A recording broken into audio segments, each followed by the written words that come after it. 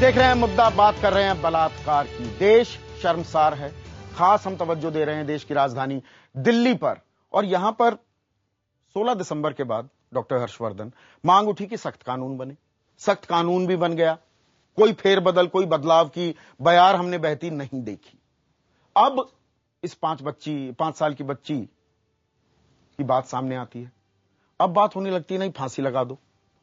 ये political posturing है क्या कि अब चुनाव नजदीक हैं, लोगों के अंदर गुस्सा है, उसको किसी तरह से भुना लो, कहो कि नहीं जी फांसी, बीजेपी फांसी कहेगी, कांग्रेस अपना बैठके करेगी। नहीं, देखिए इसको बीजेपी और कांग्रेस की दृष्टि से आप मत देखिए। एक जनरल सेंटीमेंट सारे देश का, समाज का है कि ये इतना जघन्य अपराध है कि इसके लिए एक्सट्रीम पनिशमेंट होना चाहिए और फांसी उसका एक मैनिफेस्टेशन है। आपके ही घटक हैं शिरोमणि अकाली दल, देवेंद्र पाल सिंह भुल्लर को फांसी की सजा दी जाती है, मर्सी पिटीशन उसकी रिजेक्ट हो जाती है, फिर पहुंच जाते हैं राष्ट्रपति के पास कि जी नहीं क्लेमेंसी दे दो। देखिए हर एक केस के बहुत सारे पहलू होते हैं। आतंकी को फांसी नहीं होनी चाहिए, बलात्कारी को। ये बीजेपी की पोजीशन। ना किसी को कोई डिफेंड कर रहा है, ना मैं किसी चीज को अपोज कर रहा हूं। उनका अपना एक व्यू पॉइंट हो सकता है।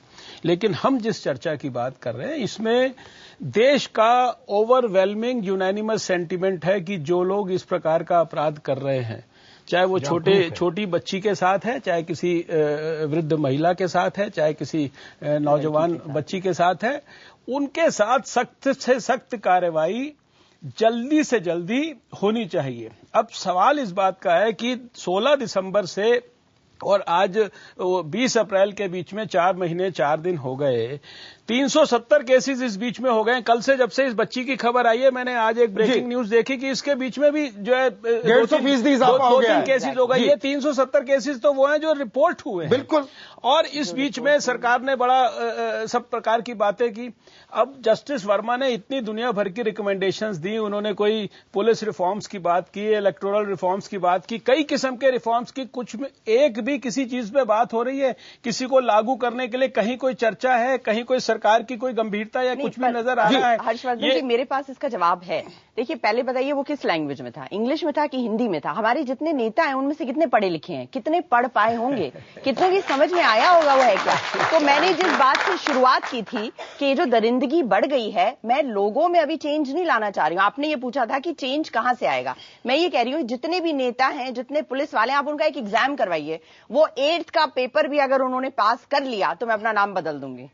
सीरियसली नहीं, ये आप थोड़ा सा इसको ज्यादा हल्का कर रही हैं। पढ़ाइए लिखाइए, जब तक उन्हें कल्चर, पढ़ाई, एजुकेशन, जो हर्षवर्धन जी ने कहा था। अब अभी थोड़ी देर पहले हमने यहां पर भी सुना कि कास्ट नहीं पढ़े लिखे तबकों में बलात्कार होते हैं, ऐसा नहीं है। इसको आप गरीबी गुर्बत से जोड़कर मत देखिए। अपने रिलेटिव्स को पुलिस में लेकर आएंगे, उसी से सरकार बनाएंगे, डायनेस्टिक रूल चलता रहेगा, तो चेंज कहां से आएगा और कौन लाएगा? रंजना कुमारी जी, क्या चेंज इस तरह से भी शुरुआत हो सकती है कि राजनीतिक दल एक प्रण ले, एक संकल्प ले कि किसी के ऊपर भी सेक्सुअल हैरेसमेंट हो, मॉलेस्टेशन हो, बलात्कार तो बहुत बड़ा जघन्य अपराध हो गया, इस तरह के कोई वाकये किसी के बारे में पता लगते हैं, पार्टी उसे सीधा बाहर कर देगी? आपको लगता है राजनीतिक दलों में वो मादा है? नहीं, आपको संदीप कितनी बड़ी आपकी इच्छा है, मैं बड़ा उसकी कद्र करती हूँ। और आपको भरोसा है कि जो पॉलिटिकल क्लास हमारे देश का है और जिस तरह की भाषा उस समय दिसंबर में बोली इन लोगों ने, लड़कियों के पहनावे पे कमेंट किया, हर तरह की जितनी गंदगी। मैं विधानसभाओं का जिक्र करना चाहूंगा। विधानसभाओं में फोन अपलोड करके देख रहे होते हैं विधायक।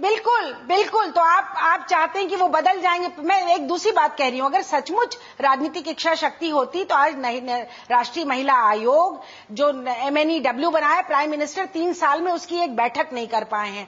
जो चाइल्ड राइट्स कमीशन के लिए NCPCR बना, पॉस्को है, ये protection of children against sexual offence का मामला है। लेकिन कौन इन बातों को कर रहा है? कौन? ये सारी संस्थाएं जो बनाई हुई हैं उनको ऐसे लोगों को बिठा रखा है ताकि वो चले ही ना। महिला मंत्रालय है। आप देश में मतलब बताइए कहां राजनीतिक इच्छा शक्ति है? कुछ यहाँ पर सवाल है लोगों के, रंजना में वो सवाल भी लेना चाहूंगा जी। मेरा सवाल मैम आपसे ही है। मैं पूछना चाहती हूँ आपसे डायरेक्टली कि हम being a girl, being a woman, I want to ask, पिछले 3 महीने में आपने हमारे लिए स्पेसिफिकली ऐसे कौन से कैंप कह लो या चीजें कह लो की हैं जो हमें अपने कॉन्फिडेंस बढ़ाने के लिए और एक भरोसा अपने आप में बढ़ाने के लिए मदद करे और हम सर उठा के बाहर घूम सके बिना डर के? ये मैम से नहीं, अखिलेश जी अगर आप इस सवाल का जवाब दें, रंजना आप नहीं, अखिलेश जी अगर इस सवाल का जवाब दें, सरकार इस तरह की संवेदनशीलता क्यों नहीं दिखाती? नहीं, क्यों नहीं दिखा? देखिए, मैंने पहले ही कहा कि अगर सिर्फ आरोप प्रत्यारोप में जाना हो तो चल, अब कुछ भी आप कर सकते हैं। ये जो भी है सबको सोसाइटी में मिलके चलना पड़ेगा और एक सिर्फ कानून से सब चीजों का निराकरण नहीं हो सकता। मैं आपको बहुत सिंपल से छोटा सा उदाहरण बता रहा हूँ। एक गांव है, उस गांव में 200 घर रहते हैं, वो सब एक दूसरे से लिंक्ड हैं, जानते हैं कौन आ रहा है कौन जा रहा है, एक दूसरे से रोजाना हर चीजों में इन्वॉल्व होते हैं, तो सब कुछ पता रहता है। एक शहर बसता जा रहा है, एक मोहल्ला बस गया, वह मोहल्ले के नीचे, इनके घर के नीचे जिस बिटिया का कांड हुआ है उसके बगल में कौन रह रहा है, ऊपर कौन रह रहा है, हम लोग इतने आइसोलेट हो जा रहे हैं कि एक दूसरे से सामाजिक रिश्ता नहीं बन पा रहा है। हम अगर किसी की बच्ची खो रही है तो बगल वाला भी चिंता नहीं कर रहा है कि इसकी बच्ची खो गई है। पर यहाँ पर दूसरी जो लड़की ने आपसे सवाल किया वो अभी भी संतुष्ट नहीं है कि सवाल का जवाब नहीं मिल पाता है। मोनिका, डॉक्टर साहब मैं आता हूं आपके पास। देखिए, सरकारों ने वो नहीं है जैसे सुशील कुमार शिंदे जी ने 16 दिसंबर के बाद कहा था अब तो अपराधी पकड़ लिए, अब ये सड़कों पर क्यों है? उनको समझ ही नहीं आ रहा था कि आप लोग सड़कों पर क्यों हैं।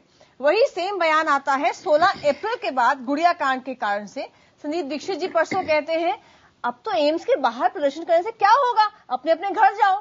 तो आप देखिए जो पॉलिटिकल क्लास है केवल वो ये समझ रहे कि क्यों है सड़कों पे ऊपर, ये समझ नहीं पा रहे। ये जो युवा भारत है ये हेल्पलेस भारत नहीं है।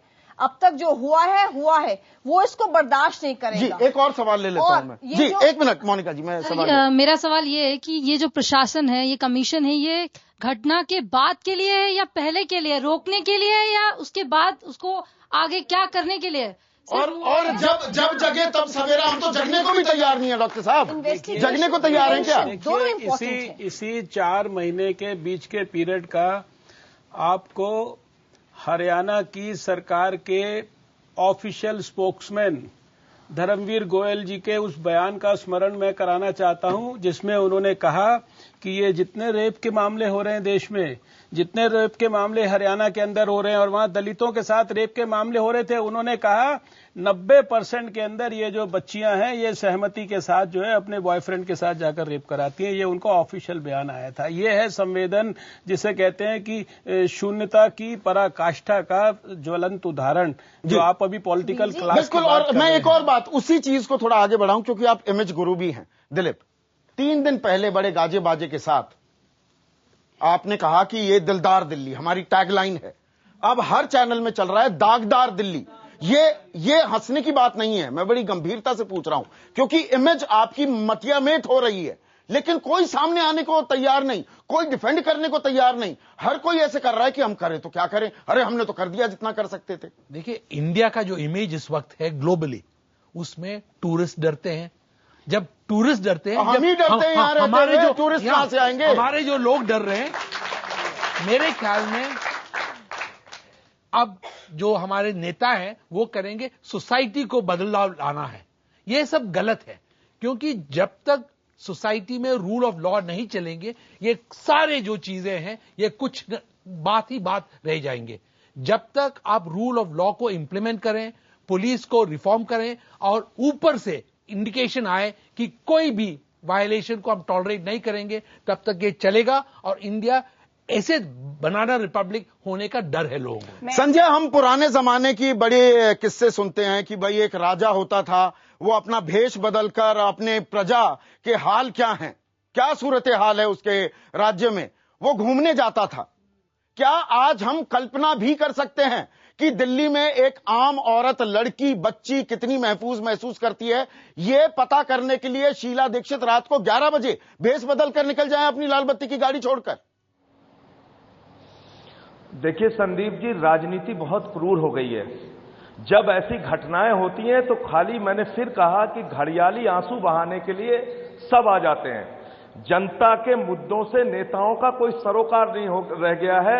ये सिक्योरिटी के बीच में चलते हैं, इनका आम आदमी की समस्याएं क्या है वो सीधे तौर पे जान नहीं पाते और बयानबाजी खाली करके चीजों को टालते हैं। अभी ये बच्ची का मामला हुआ है, पूरे देश में ये मामला उठा है। आप देखेंगे नेताओं के ऐसे बयान आएंगे, लगेगा इनसे ज्यादा दुखी कोई नहीं है। 10 दिन बाद इन्हीं लोगों को महिलाओं के ऊपर ड्रेस कोड पे सवाल करेंगे, बोलेंगे इनको ऐसे कपड़े पहनने चाहिए, वैसे कपड़े पहनने चाहिए। मैं ड्रेस कोड की बात जो लोग करते हैं, जो लोग वैलेंटाइन डे पे विरोध प्रदर्शन करते हैं, बजरंग दल और शिवसेना और मनसे के लोग, मैं उनसे पूछना चाहता हूं, ये 5 साल की बच्ची, इसके ऊपर कौन सा ड्रेस कोड आप लागू करेंगे? इसकी सुरक्षा दिल्ली की पुलिस, यहाँ की लोग नहीं कर पा रहे।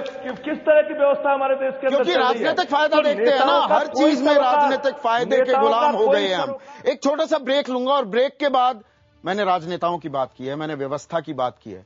व्यवस्था के अहम हिस्सा हम भी हैं। क्या हम अपने गिरेबान में झांकने को तैयार हैं? क्या हमारी नजर में भी एक शैतान नहीं बसता है क्या? और अगर बसता है तो दूसरा भी वही काम करेगा। हमारी नजर में शैतान नहीं है तो हम दूसरे शैतान को क्या दबाने में, उसका सामना करने में डरते हैं?